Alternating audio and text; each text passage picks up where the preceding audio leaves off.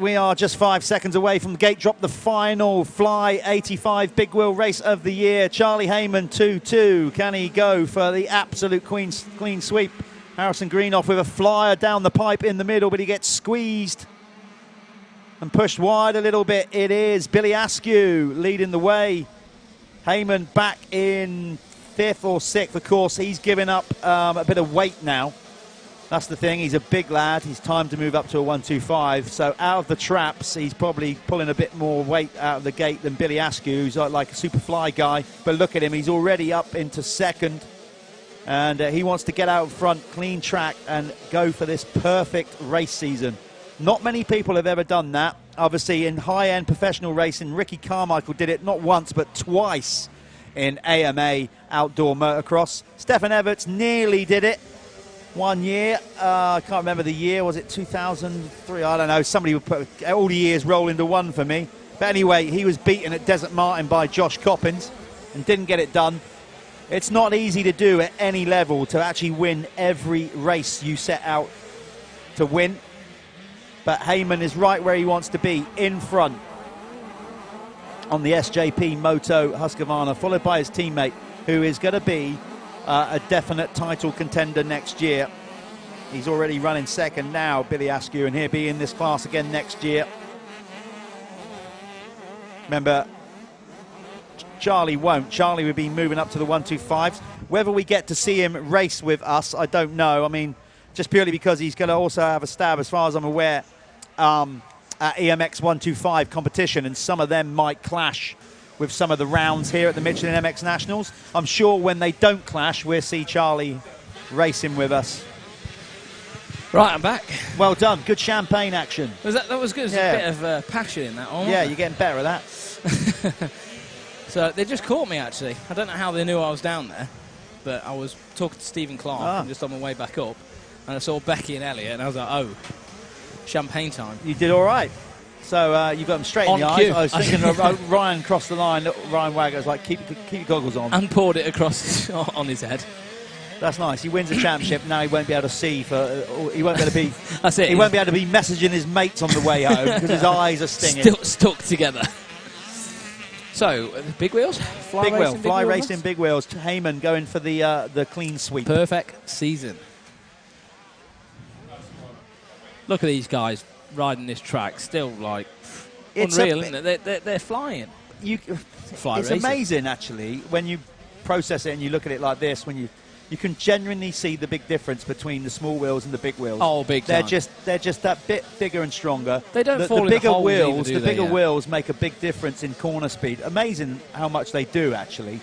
And yeah, the step up is actually bigger than you think. They might still be 85 cc's, but the difference in speed between the two is quite a lot.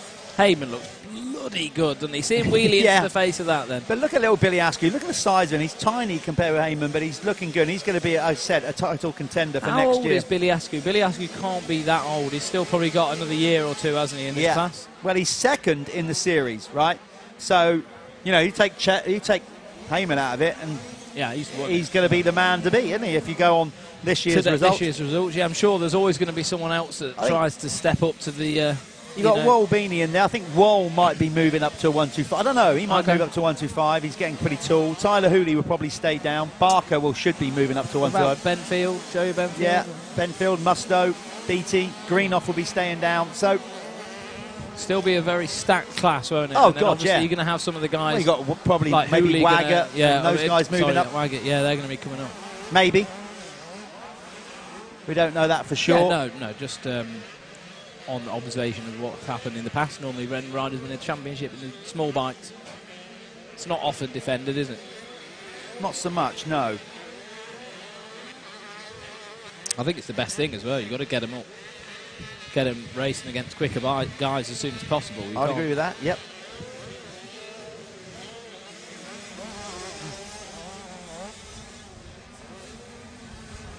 Beanie Reese looking good. She looks a bit happier now they've sorted these big old ruts out. Yeah, but she's, again, improved through the weekend, you know. Beanie's only been racing for a year, effectively. Riding for just over a year. Not racing, riding. and she's just throwing herself out there in the deep end, mixing it up with the boys. And absolute credit to her on that Team Green Fast and Female squad. She is out there doing it the hard way, and that's going to make her a much better rider when she goes to do the Women's Girls Championship.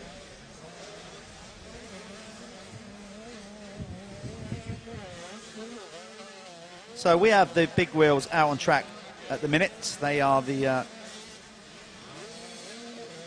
Fly Racing Big Wheel Championship.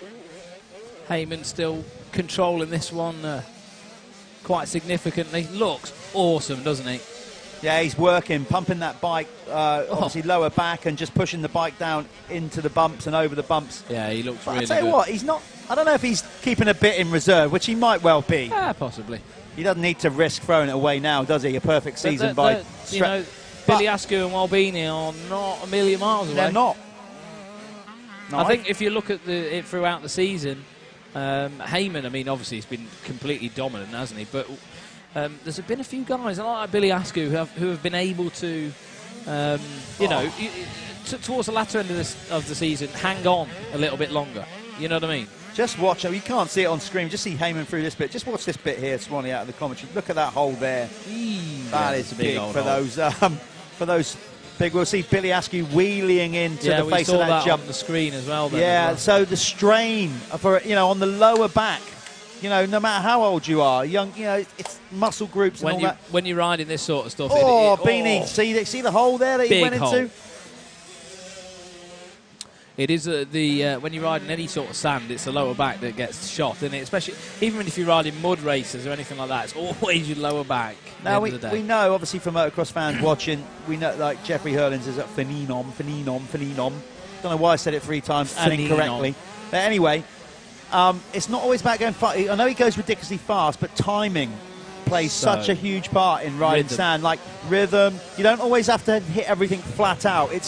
It's timing the bump so you're jumping over holes. I understand the art. It's hard to actually execute. Oh, God, yeah.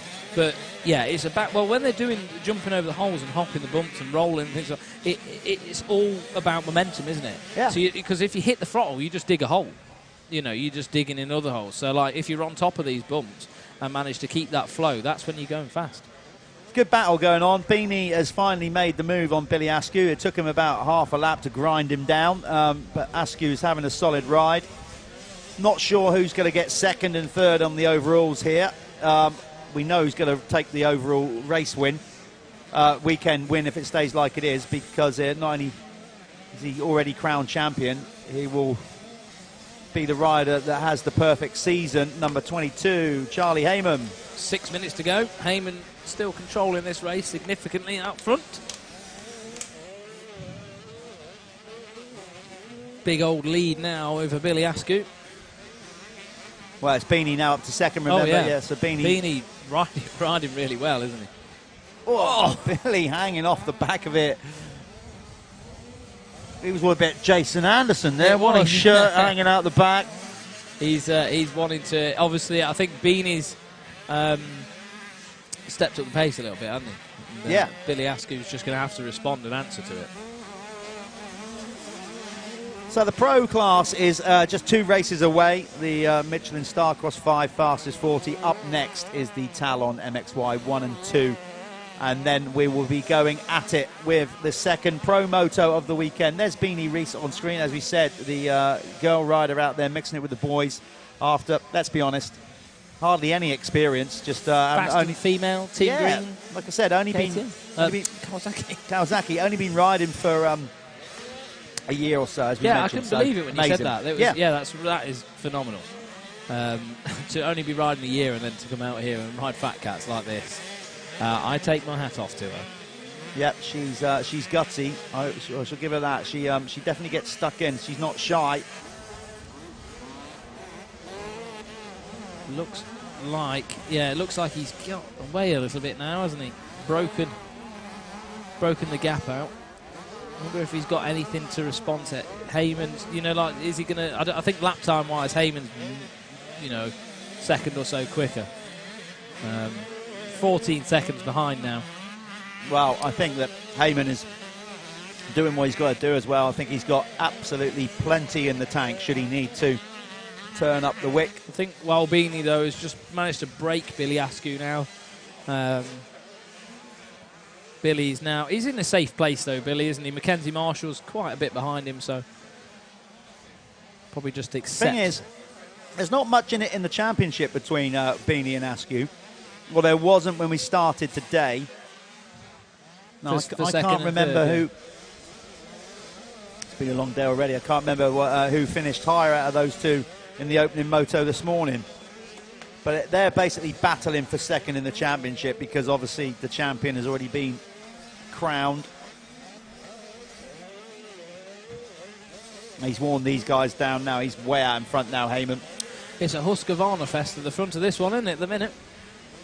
17.79 second lead for Charlie Heyman. SJP Moto, Husqvarna. Then it's the Destination MX Husqvarna of Walbini. So Mick Goodyear from Destination MX helping out Wall, who took like half a year out or a year out. Yeah, you mentioned that. Just disappeared from racing for a little while, but he's back and looking good. The number. Hey, sometimes everybody gets burned out, don't they? And you know, everybody has financial or family issues or whatever. You know, anything can happen, can't it? It's a complex thing when you're racing. Yeah. Lots of things can not go the right way. So, but it looks like he's on the right path now, and he's been ripping, hasn't he, this season? Yes, he has. He's always been. You know, we're not away. Obviously, he's burst on the scene. Walbini's got a lot of flair. I'll give him that. He definitely hangs it out. He's not shy of a whip. No. A little turn down. He's all action. I'll give Wall that. But he looks like he's starting to smooth out his riding style a little bit now. Nicely up on the pegs.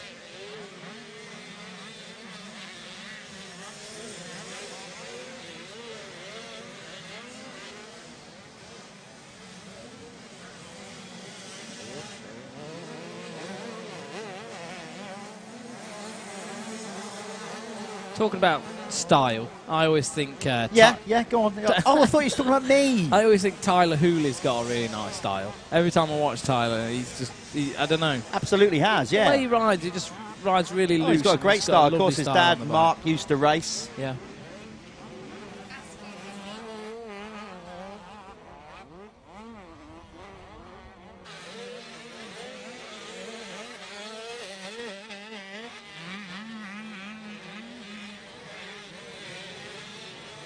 So Askew is in front of Beanie at the minute by 6 points for that second spot. There you go then. So that's, well, I mean, those three are way ahead. So actually, Billy Askew can just sort of sit there now in third and take second in the championship. There's Harrison Greenough, the diminutive little Harrison Greenough on the screen on the Consulux KTM from down in Poole, Dorset, not too far from me. Harrison's got good technique, but he's very, very small. He just needs a bit of a growth spurt. Not so much in height, but just body weight and whatever. He hasn't quite got the muscle, say, of Heyman and a few others ahead of him to muscle that bike around. And sometimes you just can't force it. I'm sure he'll have a growth spurt soon enough. Start filling out a little bit. But he's having a good ride. He loves riding in the sand.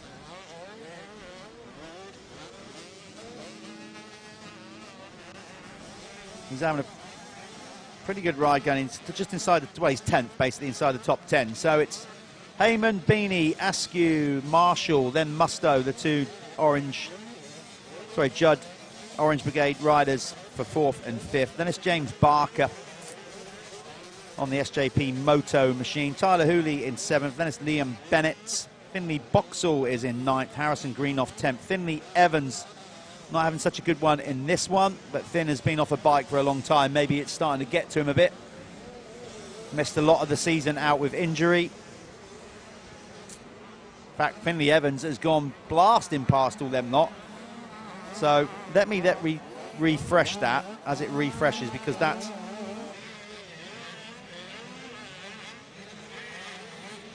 Well, we'll wait for the transponders to catch up on that one. Quickest lap of the race, Charlie Heyman, 221. Next nearest competitor, Billy Askew on a 225. Tells you everything you need to know. Yeah. 4 seconds on road racing. That would be a different different category, wouldn't it? Motocross, though, that's smart line choice more than likely. You know, Charlie Heyman this year has been living untouchable, hasn't he? So this is his 16th race. 16th race. He's won 15 of them. He's going for the clean sweep. Number 22. For the James Stewart 2000. Yeah, well, so yeah, what was that? Well, he did it once, didn't he? He did it once. I think Carmichael did it. Well, Carmichael did it twice. Yeah. Just to prove the point. Yeah. I'm trying to think what year it would have been when James Stewart did that. You know that somebody's screaming at the screen at home watching, going, "Come on, you couple of nitwits! I'm going to Google. I'm going to Google it." God, motocross knowledge. The thing is, I've forgotten more than I remember. That's the trouble.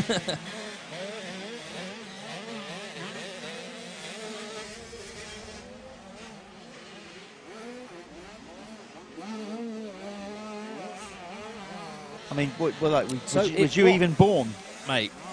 I am going to make you feel very old now. Go on. James Stewart completes unbeaten season. This was in Motocross News in 2008. 2000. Let me put that into perspective. I'd been 3 years retired by then. That's just scary, isn't it? God, and I rode for 30 years non-stop. Really? There you go. That puts that into perspective. That's pretty cool. That's something to say, though, isn't it? Yeah. Yeah, 2008, James Stewart completed unbeaten season. He was all right, wasn't he? He's quite good. He was all right, wasn't he? And that Ricky Carmichael bloke. Stefan Everts as well, he's off handy. You know, that Caroli guy. But that's what these boys, that's what Charlie Heyman's destined to be. Well, that's the next step. He's got to keep working hard, obviously. You know, to get that level is something altogether different. Hey, but to have a perfect season, even in this class, is some going. But from certainly racing in the UK and getting geared up to go and race EMX 125, Charlie Heyman is doing everything right. Without a doubt, it and seems like he's got his program. Well, like every rider out here, we just wish them all the best with their career. Obviously, some are going to go further than others, but right now things are looking good for the number 22 and a potential career as a professional motocross racer. Nuno's in the house, one of our resident photographers.